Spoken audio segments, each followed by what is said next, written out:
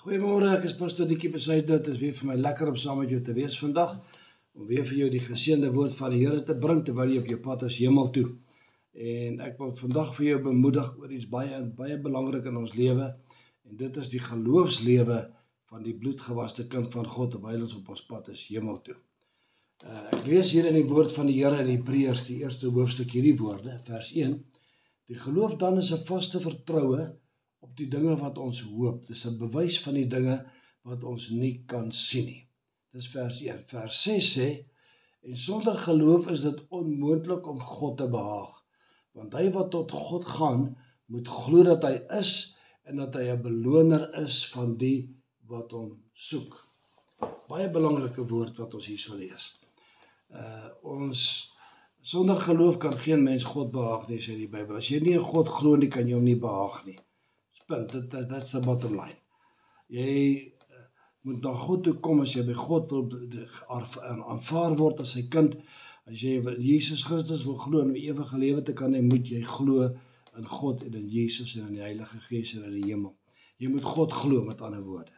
Sonder dit is daar geen manier wat jy gered kan word nie. Glo in God, want sonder hierdie geloof in God kan jy nie regkom nie. Kan jy God nie behaag nie. Hoor wat sê die Here Jesus in Johannes die 20ste hoofstuk. Hier verskyn hy na sy opstanding uit die dood uit, verskyn hy aan die disippels. En die eerste keer wat hy aan die disippels verskyn het, was almal daar behalwe Thomas. En agterna toe Thomas hoor dat die Here was daar, toe sê hy sal nie glo voordat hy met sy eie oë gesien het dat Jesus lewe nie. En toe verskyn Jesus 'n tweede keer en hy sê hierdie woorde vir Thomas. Jesus sê vir hom, Johannes 20 vers 29, omdat jy my gesien het, Thomas, het jy geglo. Salig is hy wat nie gesien het nie en tog glo. Hy praat nou van jou en my. Thomas het gesien, toe val Thomas aan sy voete neer en sê, my Here en my God. Jesus sê vir hom, salig is die mense wat in my glo, wat nog nie gesien het nie. Ons bly mense, en as 'n mens wil ons is gewoond daaraan om te glo wat ons sien. Ons soek iets tasbaars, sodat ons kan glo. Maar die Here kom en hy prys ons daarin, dat ek en jy vandag glo, terwyl ons hom nog nie gesien het. Ons weet hy is, ons weet hy is 'n werklikheid, ons het hom nog nie gesien nie, ons weet nie hoe lyk God nie, ons weet nie hoe lyk Jesus nie, ons weet nie hoe lyk die Heilige Gees nie, maar eendag sal ons ten volle weet wat ons nou nie weet nie. Dit is geloof, dit is waarin die Here ons salig prys. 2 Korintiërs 4 vers 18 staan dit geskrywe, dat ons nie let op die sigbare dinge nie, maar op die onsigbare, want die sigbare dinge is tydelik, maar die onsigbare dinge is ewig. Romeine 8 vers 24 sê, die hoop wat gesien word is geen hoop nie, want wat iemand sien, waarom hoop hy dit nog? Maar as ons hoop wat ons nie sien nie, dan wag ons daarop met volharding. Net so ook kom die Heilige Gees ons swakhede te help, want ons weet nie altyd reg wat ons moet bid nie, maar die Gees self tree vir ons in met onuitspreeklike sigtinge. En hy wat die harte deursoek, weet wat die bedoeling van die Gees is. Nou Hebreërs 11 vers 1 sê, geloof is 'n vaste vertroue. Geloof is 'n doelgerigte begeerte. Dit is iets soos 'n reikhalsende verlange na iets. Wanneer jy die woord reikhalsende verlange praat van wanneer jy op die punte van jou tone staan en jy kyk in die verte uit met jou hand voor jou oë en jy wag vir iets wat gaan kom.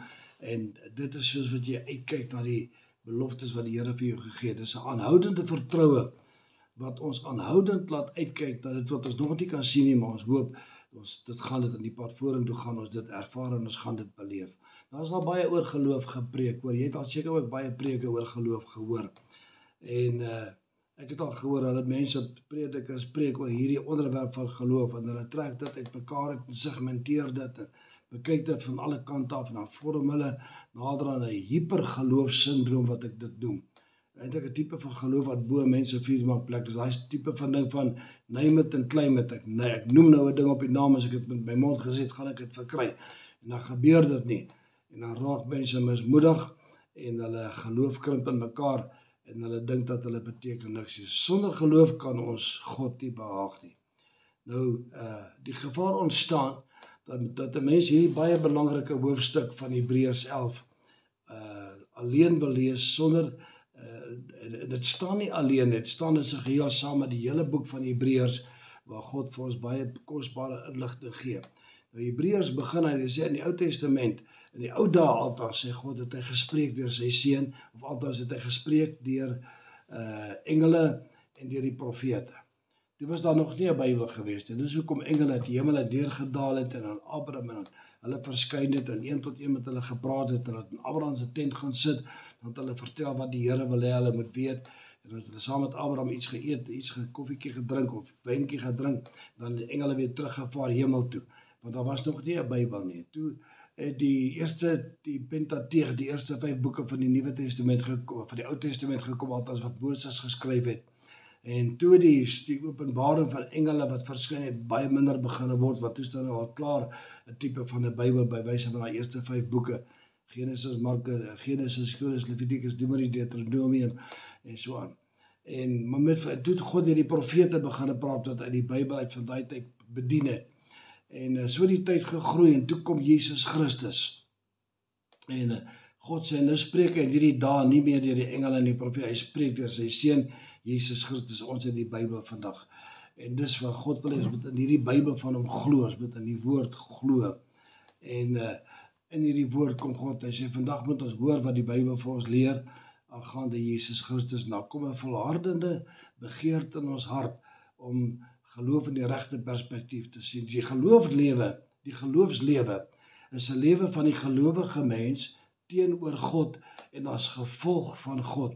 En die bewyse word so duidelik geïllustreer, wel aan die hand van gevalle wat uit die Ou Testamentiese gebeure vir ons uitgelig word, wat baie kosbaar is. Nou, dit is baie interessante verskynsel dat die Here hierdie Ou Testamentiese voorbeelde gebruik, om met ons in die Nuwe Testament te praat. Maar die teologie van die Ou Testament, is die teologie van die Nuwe Testament. En die eerste 10 hoofstukke van die Hebreërbrief gaan oor, dat die Ou Testament nie genoeg was nie, maar toe Jesus Christus gekom het, al die skrifte van die Ou Testament het in Jesus tot 'n vervulling gekom. En nou het ons in Jesus Christus 'n Nuwe Testament met kosbare teologie wat God vir ons dan kom gee. Nou kinders van die Here,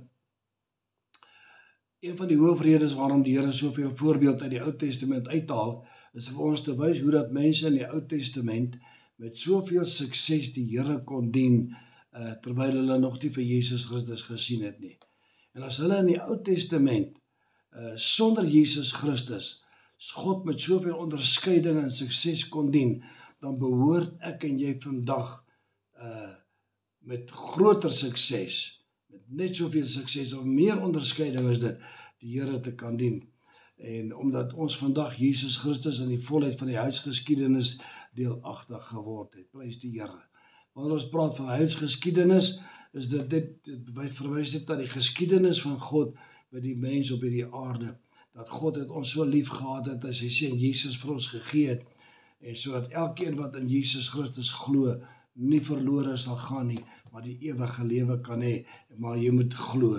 In die Ou Testament het hulle Jesus nie geken nie, hulle het vooruit gekyk na die belofte wanneer dit gaan kom, hulle het gehoop dit kom in hulle dag, dit het nie gekom nie, maar volhard het hulle volhard in hulle geloof in God, en hulle die Here gedien terwille van God homself, nie terwille van wat hulle kan ontvang nie.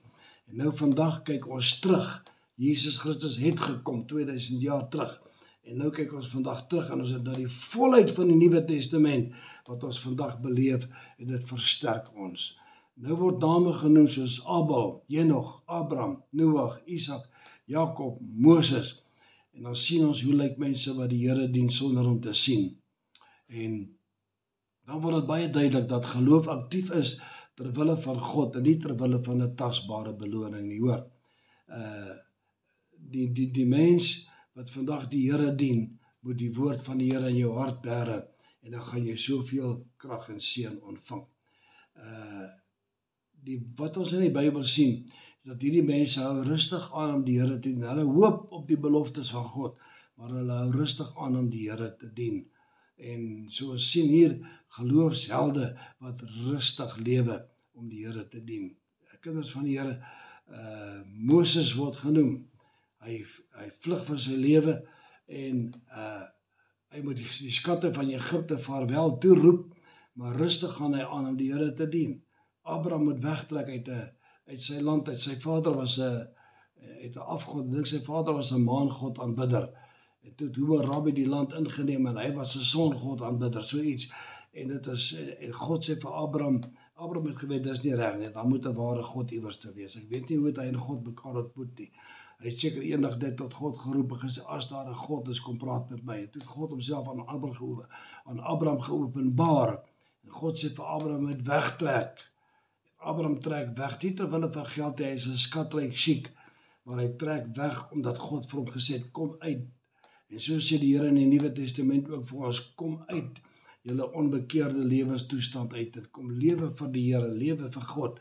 Abraham trek weg omdat God vir hom gesê het en hy hou rustig aan om die Here te dien. So die definisie van geloof is twee dinge. Eerstens, dat is 'n vaste vertroue in God. 'n Vaste vertroue dat wat God in sy woord sê is die waarheid en dit sal gebeur. En tweedens is dit 'n bewys. En dit is ook die inleiding van hierdie hoofstuk van die Hebreërbrief wanneer ons dit verder gaan lees.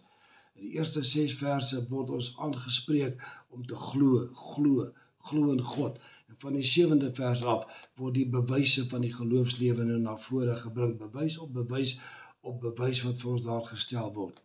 En kinders van die Here, aan die einde van die 10de hoofstuk is interessant, voordat die 11de geloofshoofstuk begin, die einde van die 10de hoofstuk staan het geskrywe dat die gelowige mens wat in God glo, hom nie sal onttrek van God nie, maar sal aanhou om die Here te dien, ongeag wat met hom gaan gebeur.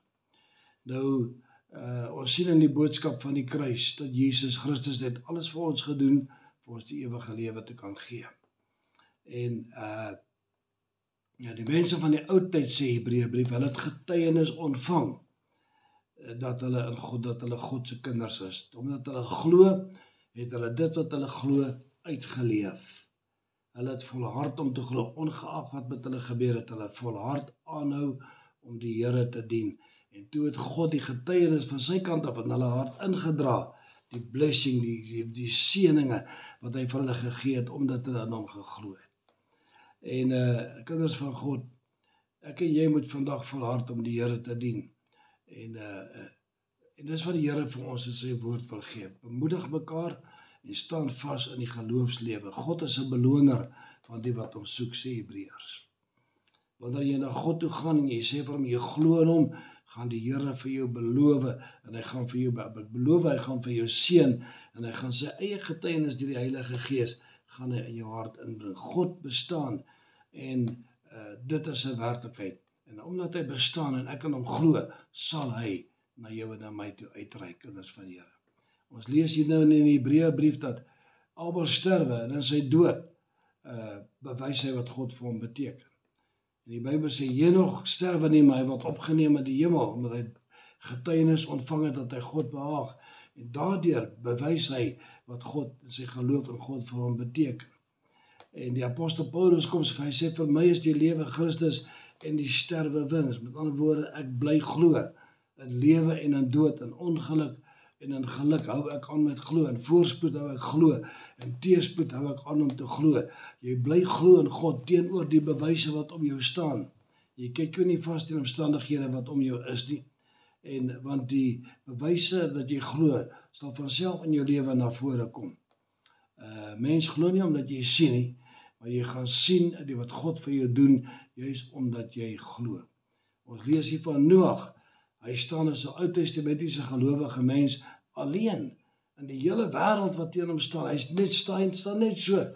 Hy bou hierdie ark wat God vir hom gesê het om te bou vir mense so 100 jaar. Werk hy in hierdie ark en mense spot hom en hulle sê vir hom snaakse goed en terg hom en sê hom sleg, maar hy hou aan glo ongeag. Al is hy die enigste een in die wêreld wat glo in God, sal hy aanhou glo in God en die Here beloon hom en hy word gered met sy gesin terwyl die hele wêreld met die watervloed vergaan het.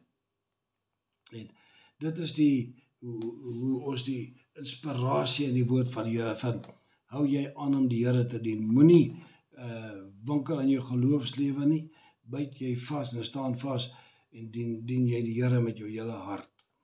Want so lief het God die wêreld gehad, sê die Bybel, dat hy sy eniggebore seun vir jou en my gegee het, so op die kruis te sterf, sodat elkeen wat lewe en in hom glo, nie verlore sal gaan nie. Dit is die belofte van God. Nou neem jy Jesus aan as jou saligmaker, jy is nog nie in die hemel nie. Jy gaan nou die bewyse van jou besluit wat jy geneem het, gaan jy uitdra en jy gaan so vir die Here Jesus 'n lewe van oorwinning lewe en aan God dien en God behaag. Ons lees van Abraham, die vader van die gelowiges. Abraham het weggetrek, soos ek nou gesê het, uit hierdie land uit, omdat hy in God geglo het, en God het Abraham ryklik geseën. Ons sien in die woord van die Here, dit is wat geloof doen. Abraham sien in die verte, hy glo, die Bybel sê, hy het 'n stad verwag waarvan God die oprigter en die fundament gaan lê, die oprigter en die bouer is. En Abraham het dit geglo en volhard om die Here te dien. En dit is wat geloof doen. Geloof maak dat ons aanhoudend die grense van die onmoontlike na die moontlike toeskuif. Geloof maak dat jy aanhoudend jou oog op God hou en God bly vertrou vir dit wat hy vir jou kan doen, wat jy op hom vertrou en wat jy hoop hy vir jou gaan doen. Sarah word ook genoem. Sy het geglo dat God vir haar 'n babatjie gaan gee op daai hoë ouderdom en deur haar is die bloedlyn gevorm waaruit Jesus Christus die verlosser gebore is vir jou en vir my, omdat Sarah aangehou om te glo het. Sy het aangehou glo in God wat hy vir haar kan doen. En dan praat vers 13 van mense wat sterwe sonder om die beloftes te verkry. En dan praat hy dat mense het 'n vaderland gesoek in vers 15. En so aan lees ons van hoe hierdie mense aangehou het om die Here te dien. Daarom skaam God om nie vir hulle om hulle God genoem te word nie. Want hulle is besig om op God te vertrou. Al kry hulle nie inderdaad wat hulle vir die Here gevra het nie. Sommige van hulle sterf, sê die Bybel, sonder dat hulle gekry het wat hulle gehoop het. Maar hulle dien God ter wille van God homself, nie ter wille van wat hy vir ons kan doen nie. Ek het hom lief omdat hy my God is. Ek aanbid Jesus omdat hy my verlosser en my God is. Nie wat hy vir my moet, ek dien hom nie want ek wil hy moet sekere goed vir my doen nie. Ek het hom lief vir wie hy is. En die bewyse van my liefde vir hom sal ek uitdra in my getuienis en my lewe wat ek vir hom lewe, want hy is my God, omdat ek hom lief het. Prys sy wonderlike naam. Isak en Jakob en Josef word genoem. Mense wat geloofslewe met die oog op die toekoms, en kinders van die Here, hierdie geloofslewe is 'n baie interessante lewe. Daarom moet ek die Bybel lees, en in die Bybel kan ek sien die dinge wat God vir my beloof het en wat God vir my doen, en wat hy begeer om vir ons te doen. En God beloof ons, sy groot beloftes is vir ons om hom te volhard, om hom te dien, en hy sal die pad vir ons gelyk maak. En daar is oneindige voorbeelde van hoe hierdie mense van die Ou Testament en die Nuwe Testament getuienis ontvang het, dat hulle God behaag het, dat hulle God gedien het. So kyk ek en jy vandag ook uit met die oog op die wegrabing. Dit het nog nie gekom nie. Ek weet by Here Jesus gaan kom op die wolke en hy gaan kom om ons te kom haal. Dis die belofte van die Bybel. Ander dag gaan ek met jou praat, daar's baie preke oor die wegraping wat jy kan gaan soek en lees en jouself weer versterk. Maar die wegraping kom. Dit is God se belofte. En ek lewe met die oog op die wegraping. Ek lewe met die oog daarop dat die Here Jesus vir my gaan kom haal en vir jou gaan kom haal eendag. Maar tot daardie dag aanbreek. As 'n liedjie wat sê, but until then my heart will go on singing, but until then with joy I'll carry on until my eyes behold that city. Ek sal aanhou om die Here te dien totdat ek die dag by die Here gaan kom. Ongeag wat hier op die aarde met jou en met my gebeur, sal ons aanhou om die Here te dien. Moses, die Bybel sê vers 27, deur die geloof het hy Egipte verlaat sonder om die toorn van die koning te vrees, want hy het volgehou soos een wat die onsienlike sien. Dis wat geloof doen. Here sê vir Thomas, omdat jy geglo het, het jy gesien, omdat jy gesien het, althans het jy geglo. Die Here Jesus sê, maar salig, gelukkig is jy wat in my glo, wat my nog nie gesien het nie. En die Here hy bless ons, en hy gaan ons help om te volhard, om hom te dien, in gees en opregtheid en in waarheid. Jesus sê hierdie woorde, voorwaar ek sê vir julle, wie my woord hoor en hom glo wat my gestuur het, het die ewige lewe, En dit kom nie in die oordeel nie, maar het oorgegaan uit die dood in die lewe. Johannes 5 vers 24, dis die belofte. Jy hou aan om die Here te dien.